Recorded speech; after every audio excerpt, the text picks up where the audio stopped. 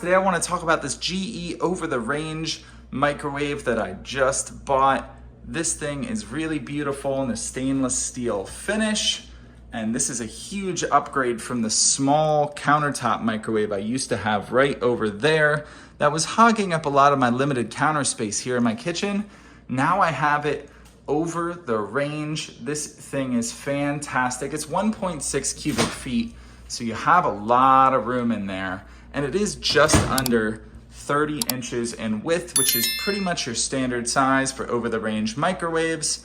But my favorite thing about it is compared to the very entry-level microwave I used to have, this thing warms things up very fast, very evenly.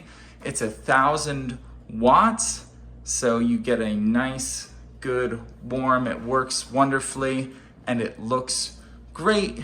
You have your fan here.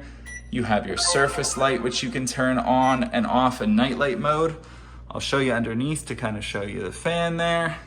Overall, this is a great, great upgrade for my kitchen. And if you're on the fence about it, I'd highly recommend it.